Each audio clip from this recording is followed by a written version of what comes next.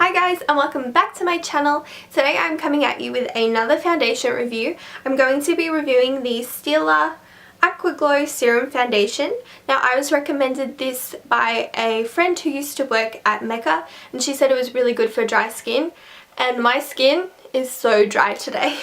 I have really bad dry patches, so I'm going to forgive the foundation if it does cling to them because there's nothing you can do about dry patches. They're really annoying. But I'm going to be putting this to the test. I have used it before and I kind of have a love-hate relationship with it. Sometimes I love it, sometimes I hate it. I think I know why. I think it's the way I apply it. So I'm going to put it to the test today, see how it wears, see how different applications work. And yeah, I will be doing a full wear test and review for you. So let's get into it.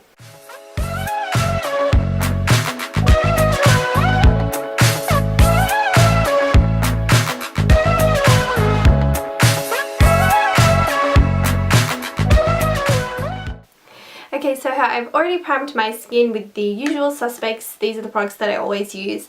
The Porefessional I use on my cheeks, on my nose, and a little bit up here, just where I have prominent pores. And then the Napoleon Perdis I use on the rest of my face. So the STILA Aqua Glow foundation comes in this little jar, and then you untwist the top.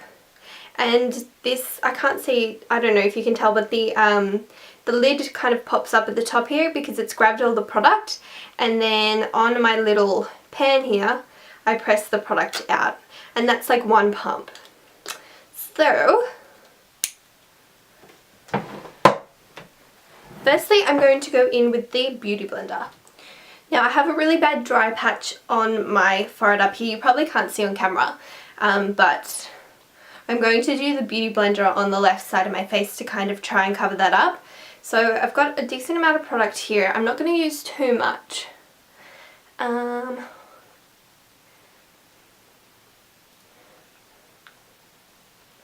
this foundation is water-based, so it's really nice. You can already kind of tell it's got a little bit of a luminous glow, which is why I originally got this foundation, because my skin is so dry and so dull looking all the time. It really annoys me. So this foundation is great for kind of brightening up the skin, I feel.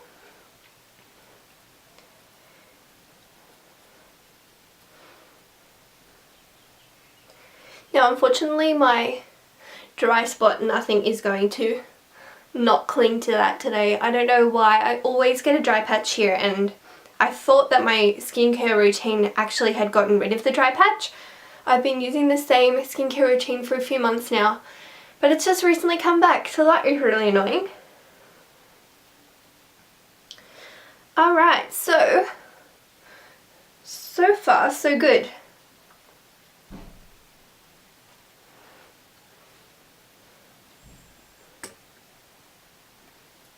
Because this foundation is water based, it isn't as full coverage, but I don't know if you can tell, it's done a nice job of evening out my skin tone and covering a few red spots. My skin was actually quite, it was almost like it had calmed down a bit today after I got out of the shower, after I washed my face. So it's not looking too red, it's usually a bit more red, but it is covering it up nicely.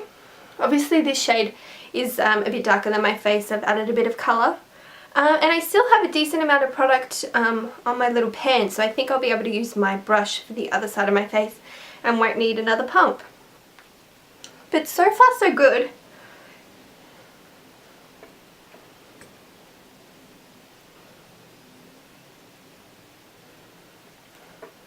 It's definitely not a full coverage foundation, but you could definitely build it up. Alright, so I'm going to go on the other side. And I'm going to use my favourite foundation brush, the Sigma Flat Kabuki. I always start my first, as soon as I pick up the foundation, I always go to my cheeks because that's where I need the most coverage, and then kind of disperse the rest of the product.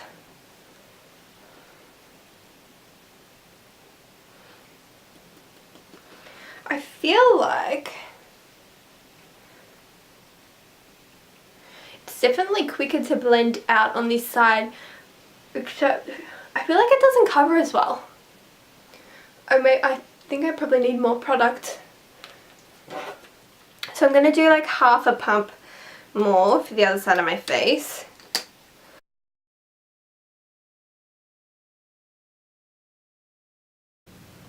Okay, so that is all done. I'm just going to move it down here so I can see.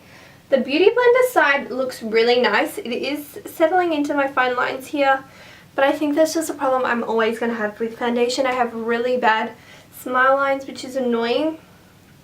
It's not clinging to my dry patch. Oh yeah, you can see my dry patch. But it's not too bad. And then on this side, where I had the brush, I feel like it's a little bit less coverage, but just slightly, like not too much. Okay, so I'm going to do the rest of my makeup and I'll come back and report back as to how everything went on top of the makeup. Okay guys, so I've got on my face and everything went on top of the makeup really easily. There was no problems. I did powder this right side of my face with my IT Cosmetics Bye Bye Pores, and it has mattified it down a little bit.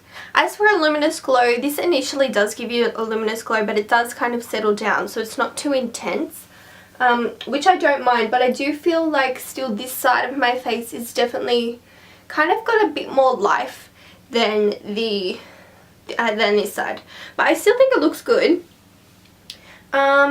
But yeah, I definitely think to get a nicer coverage, or a fuller coverage if that's what you want, from this foundation is to use a Beauty Blender. For me, I associate Beauty Blender with lighter coverage, but for some reason with this foundation it gives me a fuller coverage and it worked out really nicely. But yeah.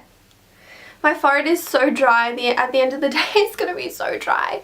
But after I come back from work I will report back to you to let you know how I went on with this foundation and how it wore throughout the day. I'm really curious because, like I said in my other review, I had worn the foundation before and I've obviously worn this foundation as well, but I was kind of up in the air as if you know, whether or not I really liked it and wanted to repurchase it.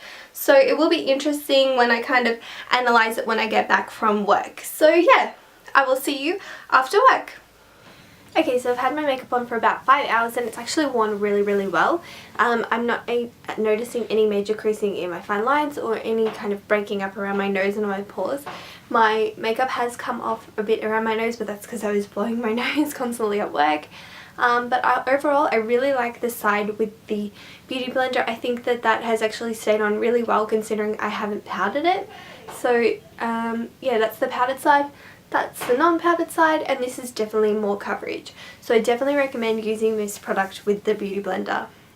So overall my thoughts are that this is a really great lightweight luminous foundation, and if you have dry skin it is really good. You won't need to powder on top, you won't need to put powder on top should I say, so you can avoid powder and just let the foundation sit on your skin, and you shouldn't feel too dry throughout the day.